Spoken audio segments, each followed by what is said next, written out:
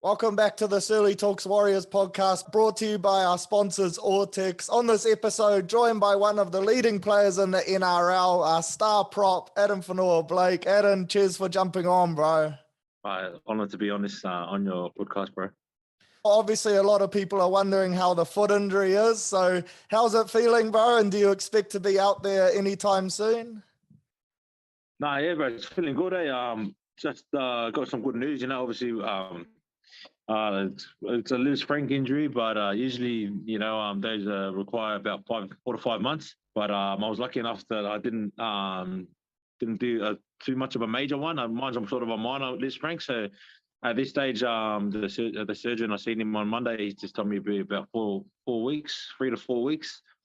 I'm just doing everything I can to stay fit and hopefully get back on the field as quick as I can. Sounds good, bro. And let's go back to how things started for you. Born and raised in New South Wales. How old were you when you first started playing footy, and who was your junior club? Bro, I was I think I was about maybe like 6 years old when I first started playing. Started playing for the Mascot Jets. Probably one of the better clubs in the eastern suburbs of Sydney. But bro, I loved every step of the way. Obviously Mascot Jets. A lot of my family and friends played in that team, and bro, fell in love with the game, sort of. Unreal. And you're first noticed by the South Sydney Rabbitohs. So how did you get picked up by the Bunnies, bro? And were you always in rep teams growing up? Oh yeah, I was lucky enough to make the rep teams growing up. Sorry, bro, they got the young ones here. I said, we made the first rep team. Bunnies, I think it was under 13s. Played in that. Those teams, I think it was like 13s, 14s, and 15s. Yeah. And then made the change over to like Parramatta Ways men, and they're lucky to get picked up by St. George. So, yeah, man, I've been around a little, but now I'm starting to find a home here in the Warriors. Yeah, unreal. And you mentioned you went to St. George, you captained their NYC side, and then later that same year you played for the junior Kiwis. Growing up in Aussie, Were you ever tempted to play for Australia, or did you always wanted to play for the Kiwis when you were younger? I obviously wanted to play for the Aussies growing up. I loved watching State of Origin. I was a big Queensland supporter. Yeah. I just really loved the Queenslanders. I just had a meeting with a few of the Kiwi selectors, and I found out I was eligible, to play. And man, I just felt like they bring me into a camp, and I just felt like it was good. Like the vibe I got from the camp was really good, and obviously wanted to play. So obviously changed my allegiance to Kiwis, and then I haven't really thought twice about it ever since. But since then, obviously pledged myself to Tonga, and just been trying to work on to getting the motherland up to top 3. Unreal. And at the end of 2015, you signed with Manly. You played your debut, Parramatta, round 7, 2016. So how did you find out you were going to make your debut, bro? And how much of a special moment was that for you? Oh, bro, it was pretty, it was a pretty special moment for me, man. I just remember, the team, I don't think it was going too well at the time. Myself, I was just playing cup. Didn't really think of it too much because there was still a lot of good players in front of me at the time. And then, I just got the call from Trent Barrett, and he said, "Look, mate, we're gonna play, but we're just gonna name you on the extended bench." And then he told me not to tell anyone. But obviously the excitement got the better of me, so I told my mum, told her not to tell anyone, and then before you know it, it was all over Facebook, and so it sort of got out there pretty quick. Had to tell my mum to take it off. The club calling me like, "Oh, we told you not to tell anyone," but we're like, what do you do? It was my old lady, so leading into the game, I was excited. Got closer, I was pretty nervous, but once I got out there, it just sort of felt like it's meant to be out there. You know what I mean? And I ask all the boys this, but did you have a moment in that game where you thought, shit, I'm in the big leagues now? Yeah, I probably just before I was lining up to take my first run of the kickoff. It was in the second half, obviously, and then I had played a bit in the first half, but I hadn't really, obviously it was not as daunting as taking the first kickoff, and came back out and they kicked it off to us. And bro, it's like as I was just about to run on the ball, I was thinking, far out, this is going to be on TV. Everyone's going to be watching this one. So, but yeah, it hit me then. I was thinking, I've got to make a good, good impact here. Otherwise, it's going to be, so I'll be on someone else's highlight reel getting fed. And you had a strong first year in the NRL. You got Manly's Rookie of the Year and then also made the Kiwis squad. And then the following year made your Kiwis debut in the World Cup against Scotland down in Christchurch. So how was that experience, bro, playing in the World Cup for the Kiwis? Yeah, that was good, man. Like, I enjoyed my time. It was a good camp. Obviously got to learn off a lot of experienced players like, Jared, Shawnee was in the team, and Roger, Juju, so Simon Menery, all of those experiences, just get to learn, how they apply themselves and, what they sort of do, obviously to be as consistent as they were, as they are, sorry. Obviously, got to play alongside Nelson. Yeah. So Solomona, like me and him played junior Kiwis together, so that was good, like to get to link up with Nelson and obviously Cody. He was in the same team in our junior Kiwis, and it was just fun. It was a real fun vibe in the camp, and then it was just like it was a great learning curve and a great learning experience for me. Obviously, I was still pretty new into the game, and just to get to get inside and see how like the boys at the top of the game, how they prepare and what they do at training, the way they carry themselves. It was just a process sort of experience. And you mentioned it earlier, the following year, though, you switched your allegiance to Tonga, and yourself and many other top NRL players have turned Tonga into a real powerhouse of international league and a side not many teams want to come up against. So what led you to that decision to represent Tonga, and what is it about that team and the environment that's led to you guys being so successful? Well, I think it's just the brotherhood that we have in that team, obviously. Oh, man, it's just like... it's just a vibe. Like it's a real it's a good vibe in the camps, man. It's always a funny moment. There's never a boring moment in those camps, and it's always like a lot of cheeky fellas in there, like Connie and that. It's just a good camp, man. All around, it just feels like a family gathering. It doesn't really feel like you're there for business until it's game day. You know what I mean? It feels more like we're all on a holiday. And I think that's why everyone really, really wanted to get back to Tonga, to the team, sacrifice that little bit of money, to lift that the status of our own country. It's pretty good, and all the sacrifice sort of was made worthwhile after that game against Australia. And New Zealand, and also Great Britain, those things just sort of, just make it worthwhile. And then the sacrifice wasn't for nothing, So yeah, it's pretty special. What we're trying to build there, and there's a lot of good young players coming through, and hopefully, the more we can get some more young players commit there. And how unreal is it to play in front of those Tongan fans, bro? Because I think the atmospheres at that Aussie and Kiwi game was like something we've never seen before in league. Yeah, bro. Like I've never played in something like it. We couldn't even hear each other on the field, So all the singing and the cheering and all that going on from the sidelines, couldn't even really hear the guy standing 5 meters away from me. So you could picture how loud it was. Obviously. The songs that they were singing, the Tongan hymns, and when you're down and you're out, you got nothing left, and you just hear all these fans sort of singing and singing in your language. It sort of feels like it makes you feel like you're not tired anymore. You're gonna get up, you got to work harder. So that was that sort of feeling I was getting every time I felt a bit tired. Just could hear them singing, and I know that and we're not just doing it for ourselves. We're doing it for. All these the Tongan fans there, and all that little country, there's a dot on the map, but we're big in numbers, we support each other. That's unreal. And back to NRL footy now, and from 2016 to 2020, you racked up 97 games for Manly, establishing yourself as one of the best props and forwards in the comp. So how do you enjoy your time at Manly, and do you have like a highlight game or moment from your time at the Seagulls? Well, and I loved it. It was where I was, like you said, I established myself there, and I just, built a long lasting friendship friendships there. Daly Cherry Evans, George Tafua, had Manasseh Final, Moses Searley, and the list could go on. Like that whole team that we had there for my whole duration there was, outstanding. And one special moment for me probably, there's be a few, man, it'll be obviously getting the man of the match in that final series against Sharks at home in the Brookie first finals game there, and I think it was a while. Got a man of the match performance there. I also played in, I think it was Daly Cherry Evans, 150th.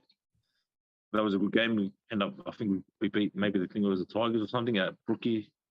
But yeah, heaps of home games at Brookie. When they used to have the Old Boys Day, and all that sort of stuff.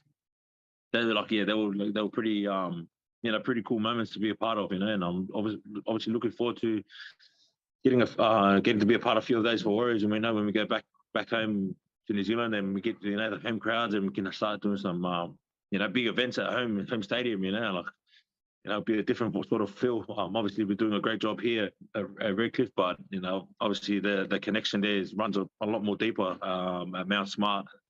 So I just can't wait to get back there and start making some good memories at Mount Smart with the team. For sure. And at the end of the 2020 season, you announced you got a release from your contract and you were joining the Warriors, a massive signing for the club and one us fans were real excited about. So what led you to joining the Warriors, bro? And what kind of attracted you to joining the club? Oh, bro, it's been documented. Now I was just trying to find a new new place for me to, I needed to get a breath of fresh air. And that's not from the club, but that was just from me from Sydney. I needed to sort of get out of the area. And, I had a few clubs,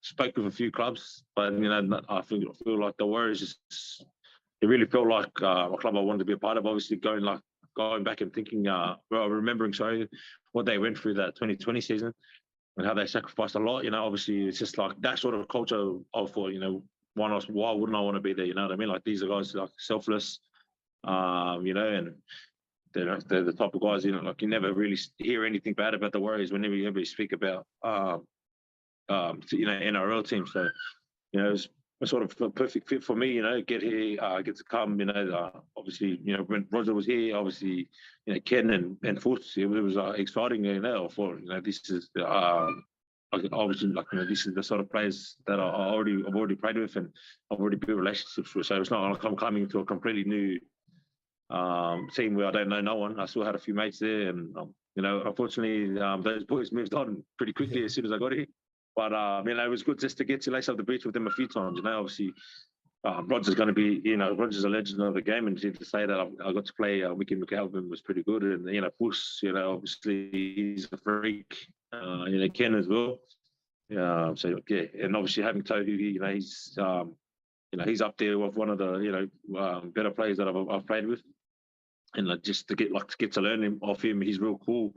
He's sort of like a cool, calm and collected type of dude, and I'd like to learn a few things off him. Obviously myself, I'm a bit fiery at times, so got to take a leaf out of his book, man, and just learn how to do go down a gear and just relax, bro, and go through the motions a bit.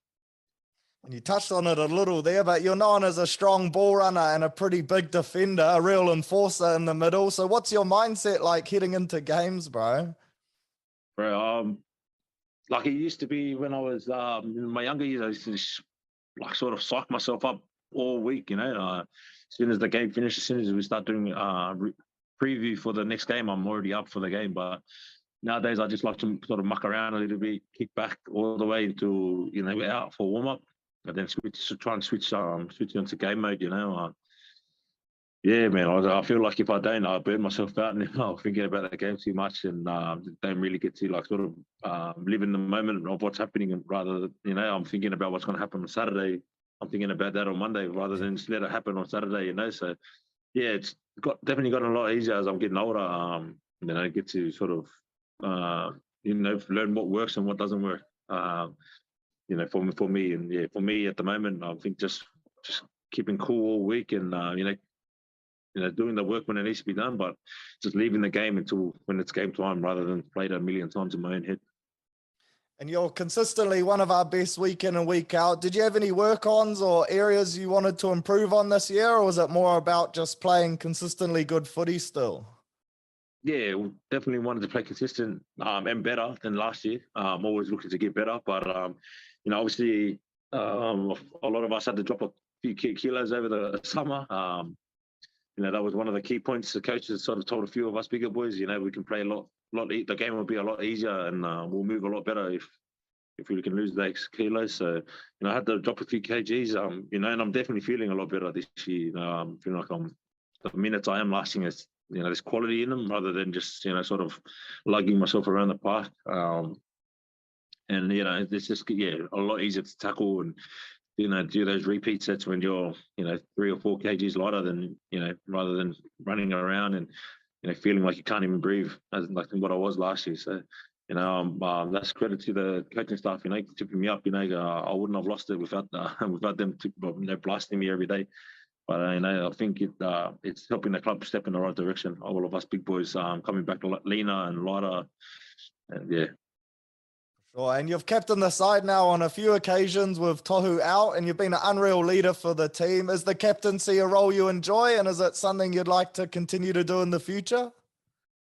Yeah, I enjoy it. Probably, obviously, still got a lot of work to do if I want to be a captain. Like I said, I still have to learn how to, be relaxed. I tend to get a bit frustrated at times on the field, and so I got to learn to learn how to just relax, take a couple of breaths before I deliver a message. That's probably what I'm not really ready for. Obviously, you have to address things on the go, and you have to speak to the group as a whole. Probably haven't been the best at that, but obviously leading into the future. It's definitely something I can work on, and hopefully, if I get the tap again, I'll do a better job every time. With time, obviously. Coming from Manly, I didn't really have to worry about that, but through injuries and then Roger leaving last year, Brownie and I thought I was sort of the best fit. So, I just put my hand up and I said, yeah, all right, well, if that's what he's need me to do, then obviously I'm not going to shy away from the challenge, especially if it's going to help the team. So, I'm lucky, and I'm really fortunate to captain a club. Not many people get to say that they've captained a club. So. That was a great opportunity, and like I said, if we get that opportunity again down in the future, then I'll know what to expect, and I'll know how to handle things a bit better. For sure. And you mentioned before you'll be making the move over to New Zealand with your family. Are you excited to set up in Auckland for the next few years, bro?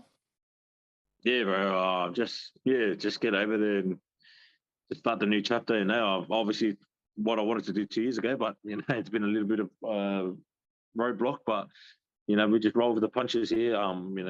Whatever happens. But when the time comes when we do go there, then I'm just looking forward to just getting over there, bro. Unpacking and then just adapting, just getting ready to obviously get used to the lifestyle, and you really make myself at home, and like I said before too, get to know like what more about the culture of the club, and get those events, and even connect with the fans and all of that. Obviously there's been some fans over there that, I've played for the Warriors now for a full year, in a year and a half nearly, and haven't even got to experience the run out to a home crowd, or the roar you get from the home crowd. So I'm just really looking forward to getting the opportunity once we get back there, and the back end of this year we get those few games. Hopefully they can sell out, and hopefully we can put on some good performances for the fans, because they're pretty diehard the way that they don't give up on us, and for them not even to see a home game in 2 years, or maybe going on 3 years now, but they're still they're sticking strong. So can't wait to just repay them, and hopefully back fence it when we get the game against the Tigers. That's the one. And on to last weekend's game now. A tough loss to the Dragons after dominating for most of the match. And you had another strong shift, 200 metres through the middle. What was the mood like in the sheds after that game, Brian? What do you think were the key takeaways?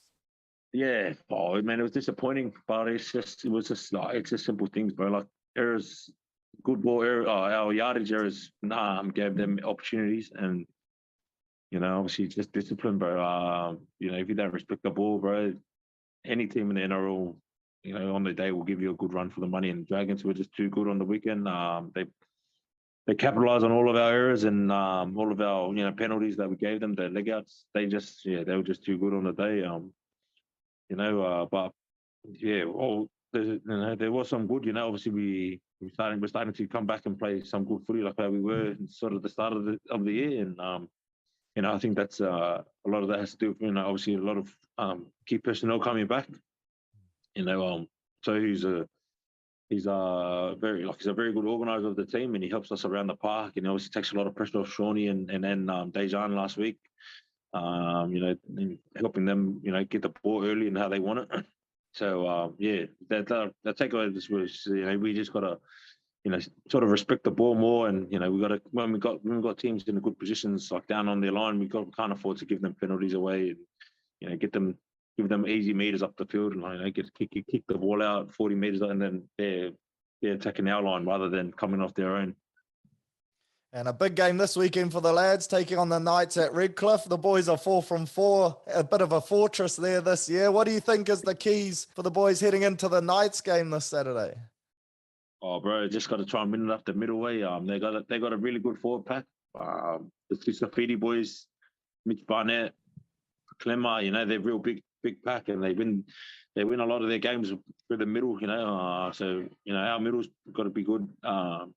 If they can sort of slow those boys down and they can do a job on them, then that stops a lot of their go forward, and then hopefully we can capitalize on the back of it. I'm tipping Big Jazzy to have a big game. He's wearing the number 10 this weekend. Yeah. So tipping him to have a big game this weekend. Carry the ball. Well, that's what he likes to do. He's got good footwork. And big Ben Murdoch too to help him out this weekend. So, I'm looking. Even though we've got a few out, I reckon the boys will get it done this weekend, especially at home. That's the one. And let's rip into some quick fire stuff to finish off, bro. Do you have a go-to pre-game song to get you hyped? Nah, bro. I don't know. I don't like any I don't know. I don't have any set ones, but I like early 2000s, late 90s. Women R&B artists. Yeah. Wouldn't have picked that, bro. Yeah, I know. And what's your favorite things to do outside of footy? Bro, sleep, eat, far out, get down the pub with the boys. Yeah. Pretty, old man type stuff, bro. Yeah, and biggest joker or pest in the team? And I got to say, bro, biggest joker, your name's come up every time, eh? Has it? Yeah. Nah, they're trying to stitch me up. Probably biggest pest, bro. Probably Jazz, bro. Yeah. That boy, bro. I swear to God, he's like my 5th child, man. That guy's everywhere I go, bro. We've got to buy him lunch. Got to pack him a towel. Got to freaking bring him soap to training. And then after that, on the back of that, he's always messing up my stuff. But and the joker probably, I don't know. Probably. I'll go down with things, Lesniak. He's always trying to pull pranks on me. And do you have any pre-game routines or superstitions, bro? Yeah, I got one, bro. I always got to eat the same breakfast, 10 Weet-Bix. 10 Weet-Bix? Yeah, I always got to eat it. Otherwise, I just don't feel like it's right. Oh, fair. That's a decent feed. And do you have a favorite post-game feed or like a cheat meal? KFC, bro. KFC, bro. But the Zinger stacker, 10 wings, chips. That's what I'm going to say, just in case the coaches watch it. Fair. And a few listener questions, bro. Heaps of people sent them in, but I've picked a couple. One is, you're known as a big hitter. Have you ever had someone put a big shot on you? Yeah, bro. Greg Eastwood, man. Far out. They told me not to run straight at him when I debuted.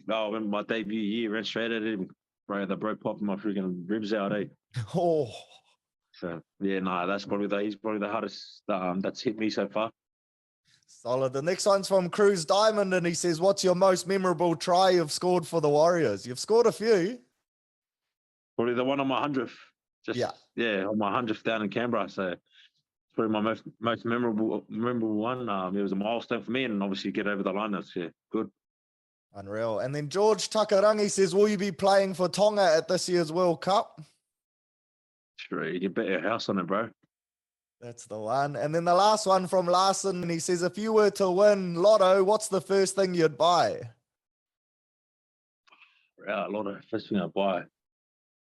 Oh, I don't know. Probably buy the old lady a house, and I don't know. Yeah, just probably buy the old lady a house. Yeah.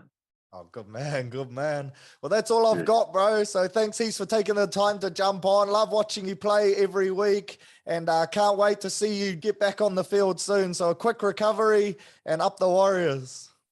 Cheers, bro. Thanks, guys. Thanks for having me.